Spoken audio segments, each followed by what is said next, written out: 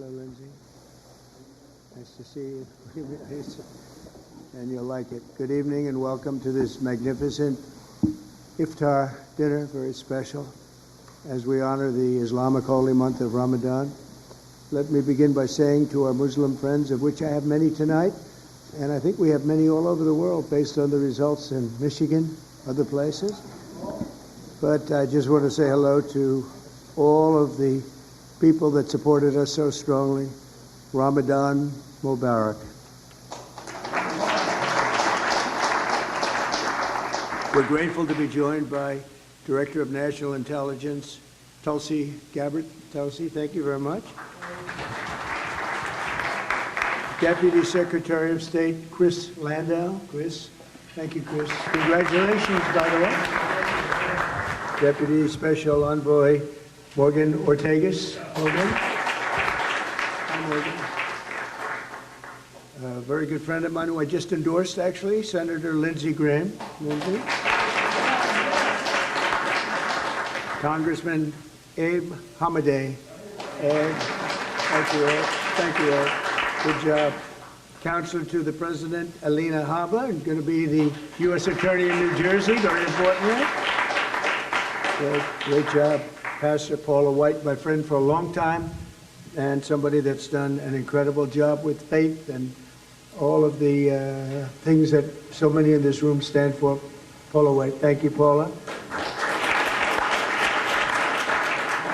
And a person that Paula would have a hard time not being with, I would say Jenny would be about impossible for you, right? But Jenny Korn is here, and she's been incredible, the Faith Office Director, and right out of the White House, right, Jenny? Hi, Jenny, how are you? And a great friend of mine, Mossad Buras. Mossad, how are you? Thank you. I also want to extend a very special thanks to the hundreds of thousands of Muslim Americans who supported us in record numbers in the 2024 presidential election. It was incredible. We started a little slow with you, but we came along, and by the time that election was finished, we figured we went up like a rocket ship. So I just want to thank everybody very much for that. That was great. And in particular, I want to thank two great gentlemen, the mayor of Hamtramck, Michigan. Hamtramck, how are you, Mr. Mayor? And he's done a great job as mayor, and he's done a great job with his support of us, and Mr. Amr Galib, and thank you very much. You was such a tremendous endorsement, right at the right time. Your timing was excellent. Thank you very much. And you'll be the next ambassador to Kuwait, and you're going to have a great time with Kuwait. Wonderful people, and it's a great place, so congratulations, really terrific. You're going to love them, and they're going to love you. And they're going to love you. Thank you very much. Congratulations to, as well as the mayor of Dearborn Heights, Mr. Bill Bowser. Bill, good job, Bill. And Bill actually is going to be the next ambassador to Tunisia, and that's big stuff. Those guys, you're very upwardly mobile. You're doing very well. That's great. You're going to have a tremendous time. Both great countries, and enjoy it. Every day we're keeping our promises to the Muslim community. My administration is engaged in relentless diplomacy to forge a lasting peace in the Middle East, building on the historic Abraham Accords, which everybody said would be impossible, and now we're going to start filling them out because, as you know, Biden did nothing to fill them out. He did absolutely. We had the four great countries, and nothing happened.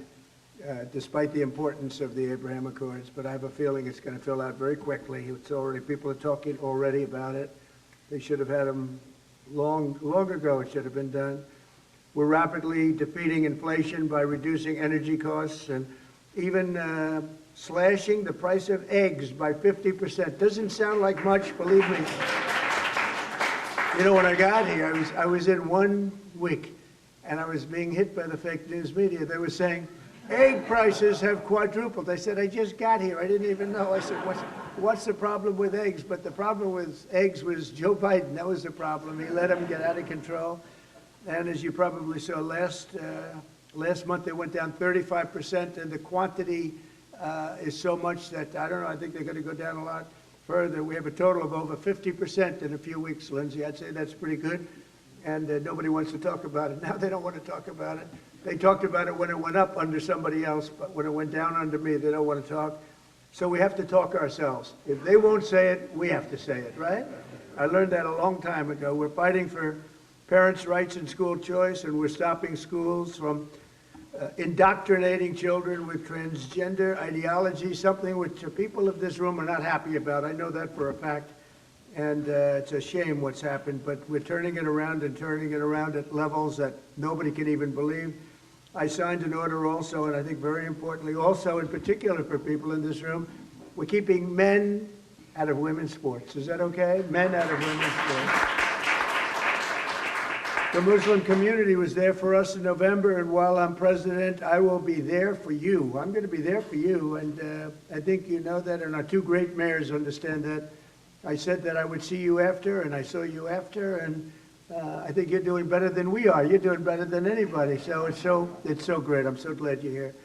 But as we approach the end of Islamic holy month of Ramadan, we're also deeply honored to be joined by many of the international friends and partners, including the ambassador from Saudi Arabia to the United States, a very, very special woman, Princess Rima. Princess, thank you. Thank you, Princess. Say hello to everybody. It's great to see you.